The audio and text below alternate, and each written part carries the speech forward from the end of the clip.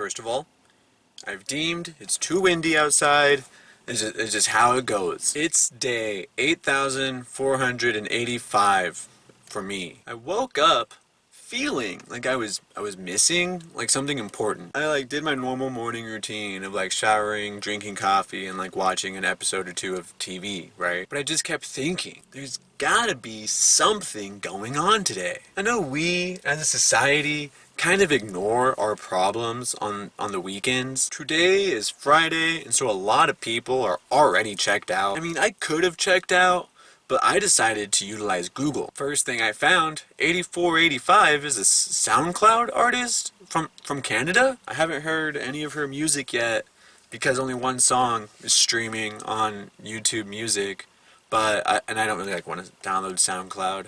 So if she gets bigger, I knew about her. I heard about her first. But I probably shouldn't talk about something I haven't experienced yet. The next thing I found is that 8485 is a semi-prime number, which means it only has two prime factors, being 5 and 1697. Yes, 1697 is a prime number. There's also this thing called an angel number, and apparently 8485 is the angel number for kindness, but angel number kind of gives off horoscope vibes, and Catholics are taught to reject all forms of divination. And if you don't know what divination is, I don't really want to explain it to you. I just didn't even pursue that avenue, which led me to Googling today in history. And today in history, Roe v. Wade came to a ruling. Now, I really like talking politics because I want to make America greater than ever. I'm still working on my campaign slogan. Roe v. Wade is a big talking point in politics. In case you missed it, in 1973, the Supreme Court of the United States voted 7-2 in favor of abortions. That is oversimplified. The Supreme Court of the United States didn't say the Constitution says do abortions. They said it's unconstitutional to ban abortions. Because, give me liberty or give me death. And apparently, you can have both. Believe it or not, it started in Texas. Some chick who went by Jane Roe didn't want her third child, but was in no medical danger. Texas had a law at the time saying abortions were illegal unless the mother was in danger. The mother's life is at stake. So Miss Roe brought the Dallas County DA to a federal court. She claimed that law violated her right to privacy as given to her by the 1st, 4th, 5th, 9th, and 14th Amendments. And because the court system was slow as always, she ended up having to carry her pregnancy to term anyway. And she put her child up for adoption. Two things came out of this Supreme Court ruling. One, all Americans have the right to privacy. We have since 1965. And honestly, since 1868. We were reminded in 1923, reminded again in 1965, and then again in 1973. And yet it feels like big tech needs another reminder. Do I have remarks I want to say to big tech? Of course. But thanks to capitalism, I need to make sure big tech and I get along.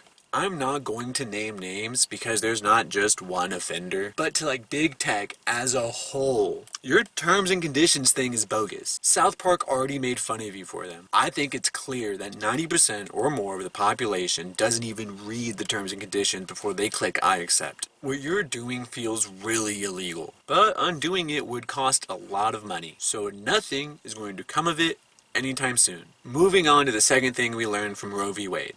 A trimester became legal words because the child can survive outside of the room at the 3rd trimester of a pregnancy. Laws against late-term abortions were deemed constitutional. However, a law against abortions in the 1st trimester were deemed unconstitutional. And then the 2nd trimester became the gray area that America's still arguing about. I think the most important takeaway from Roe v. Wade is that every justice that voted on it is dead. Dead or retired, but I'm pretty sure they're all dead. And we're just living with the ruling they made. Whether you see it as just or unjust is a moot point. The important question at this point is, will the current Supreme Court of the United States uphold our right to privacy? Because it feels like privacy has been under attack for a hot minute. As far as I'm concerned, I'm pretty sure the Supreme Court's going to uphold our right to privacy as soon as they see anything close to that.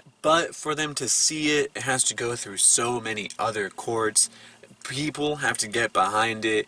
It needs almost a whole movement. The sluggish pace of the court system will make it almost impossible for anyone to challenge anyone else attacking privacy. I don't know how to phrase it in legal mumbo jumbo, but what I do on my screen in front of me is my business and my business alone. The manufacturer has no right to my information. The applications I use on it have no right to my information. And honestly, the terms and conditions need to be simple enough for a child to understand. This isn't a long video at this point, I don't think, but it does feel like I'm rambling at this point. And when I start to ramble, you need to like reel it in and like digest what you said on the internet, and so you make sure that you're saying the right thing. So I guess the right thing that I want to say in this video, to sum it all up, is Roe v. Wade is historic. History's doomed to repeat itself. Our right to privacy is being attacked right now. I understand Roe v. Wade has like a lot of abortion connotation with it, but with abortions aside, in summary, Roe v. Wade happened a long time ago and is an important part of American history. History is doomed to repeat itself if we don't learn from it. And I honestly don't think any of the big tech people learned anything from Roe v. Wade other than abortions are cool. And let me tell you, abortions are not cool. Abortions are a mistake you're making to cover up another mistake you've already made. And at one point, you should stop making mistakes and start doing the right thing. I don't know. I'm kind of preaching to myself because we all make mistakes. We're all human, right? But we need to try to do the right thing, right? Like a little bit. Just a little bit. Yeah, okay. I think, yeah, it feels like a lot of stuff. Might be 10 minutes. I don't know. I gotta go edit this now. Okay. Thanks for watching. See you next time. Bye.